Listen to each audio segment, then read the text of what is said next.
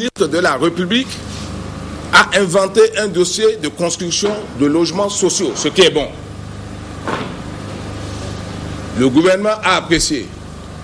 Donc, en amont, il a fait ce projet. Et en aval, il a créé une société qui s'appelle GBB, qui a soumissionné pour dire à l'État, nous, on peut réaliser. Mais en disant à l'État, nous allons apporter 650 millions comme contribution personnelle. L'État a trouvé que c'est bon et le reste, nous allons mobiliser. Et l'État, pour appuyer le dossier, a apporté 7 terrains en bail amphithéotique. A donné ces terrains et a donné des gages au fond de l'OPEP à travers un accord formel. Nous suivons le projet, nous nous assurons qu'il sera réalisé et que vos intérêts ne seront pas sacrifiés. Ensuite, nous avons porté une deuxième plainte en banqueroute. Évidemment, la banqueroute, c'est le délit ou le crime que peuvent commettre les commerçants dans l'exercice de leurs activités.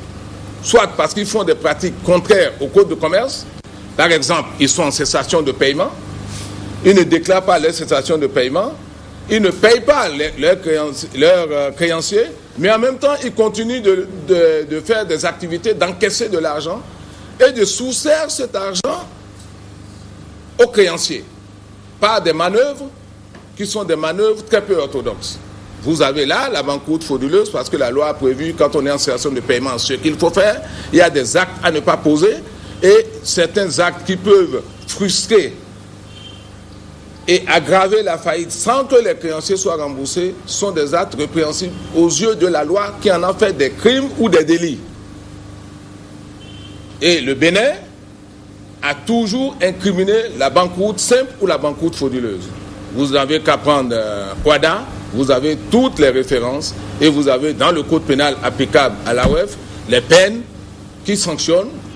Dans un cas, c'est les peines d'emprisonnement simple pour la banqueroute simple et dans le cas de banqueroute frauduleuse, c'est des peines de travaux forcés à temps.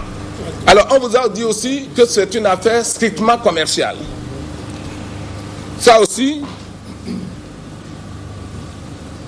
il faut vous dire qu'on n'est pas dans un prêt ordinaire entre deux individus. Il s'agit d'un accord de prêt international qui implique l'État béninois. Et cet accord de prêt a des conditions. Évidemment, les gens ne parlent pas ignorance parce qu'ils n'ont pas l'expérience des accords de prêt internationaux. Ça, c'est du domaine d'une discipline qu'on appelle droit du développement. Et vous avez la plupart des avocats ici, à part ceux qui ont eu à faire et à enseigner, comme moi, cette discipline, savent que les accords de prêt comportent des conditions. Certaines conditions que l'État doit remplir. Certaines conditions que le prêteur doit remplir. Par exemple, la supervision du projet. Par exemple, le fait d'envoyer des audits. Mais mieux, par exemple, la clause pari passu. Et qu'est-ce que ça veut dire, la clause pari passu? Vous avez un bailleur de fonds qui met de l'argent dans un pays, qui demande au pays de s'engager à ce que le prêt connaisse de bonnes fins, et l'État ne remplit pas ses obligations. Les autres prêts que lui, il accorde à l'État, il a le droit de ne plus les décaisser, il a le droit de ne plus accorder de nouveaux prêts, mais tous les autres bailleurs qui sont en cofinancement avec lui, en raison de la clause pari passu, ne décaissent plus leurs prêts. Et c'est ce qui est en train de frapper aujourd'hui le Bénin, par cette petite affaire que nous avons entre les mains. Mais les gens ont aussi dit, mais pourquoi on poursuit un PCA alors que ce n'est pas lui qui gère? J'ai entendu ça, je crois que vous l'avez entendu comme moi. Mais en fait, vous savez, quand on est PCA d'une entreprise, on peut être responsable de ses fautes sociales comme on peut être responsable de ses fautes personnelles qui n'ont rien à voir avec la qualité de PCA. Nous avons porté plainte contre X. Nous avons dit que contre X, il y a des infractions qui ont été relevées par le rapport d'audit. Nous ne pouvons pas dire c'est qui X, ni l'étendue des infractions. Mais nous disons qu'au moment où les infractions se produisaient, voilà ce qui étaient les dirigeants sociaux de la société. Et demander à la justice de faire une enquête pour déterminer exactement les infractions, pour voir qui en sont les responsables et dans quelle proportion les gens sont responsables de ça. Parmi les infractions qui sont relevées, il y en a qui sont attribuées, qui peuvent être attribuées à la qualité de dirigeant social, et il y en a qui peuvent être attribuées en leur nom personnel à des individus. Je vous donne un exemple qui est contenu dans le dossier que vous avez distribué. Lorsque un rapport d'audit dit, voilà le schéma, vous allez prêter, vous allez emprunter de l'argent chez nous pour construire des maisons à vendre aux Béninois, des logements sociaux à vendre aux Béninois, et vous allez mettre le produit de la vente dans un compte séquestre qui va servir à nous rembourser. Ça, c'est le schéma prévu par le Bénin et prévu par l'accord de prêt. GBB a construit quelques maisons, notamment 14 relevées par le rapport d'audit, mais les 14 attribués à des dirigeants de GBB. Et tous ceux qui sont arrêtés ou poursuivis ont reçu des maisons sans bourse déliée. C'est-à-dire qu'ils ont reçu des maisons, ils ont payé 0 francs, ils en ont vendu certaines et ils ont mis dans le compte séquestre qui leur a permis de rembourser pendant un certain temps. Et quand l'audit a découvert ça, l'audit dit, ça c'est des détournements parce que les maisons ont été détournées, attribuées sans être payées. Mais l'audit n'a pas dit qui, mais a établi la liste de tous ceux qui ont bénéficié des maisons. Vous verrez dans le rapport d'audit. Et parmi ceux qui ont bénéficié des maisons, le PCA en a eu 2.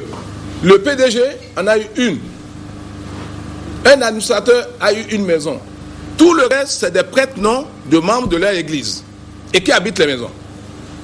Les 14 maisons. Bien. En droit, comme on l'entend, il y a 2 interprétations.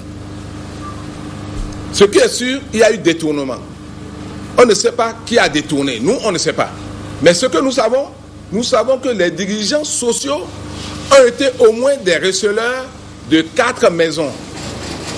Et ce délit de recel d'objets détournés n'a rien à voir avec la qualité de dirigeant social.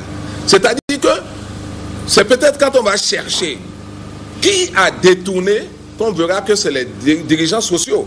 Mais d'ores et déjà, nous savons que les receleurs de 4 maisons, c'est les dirigeants sociaux. C'est dans le rapport d'audit depuis 2 ans, ça n'a jamais été contesté.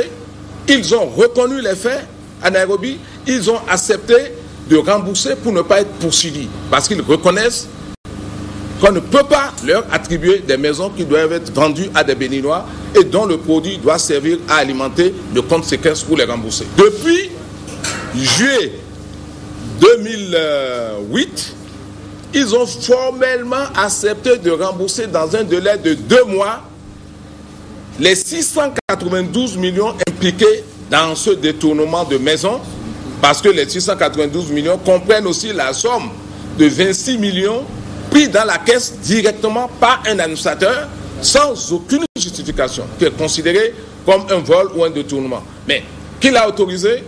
C'est l'enquête qui doit permettre de savoir qui a autorisé qu'on prenne cet argent dans la caisse.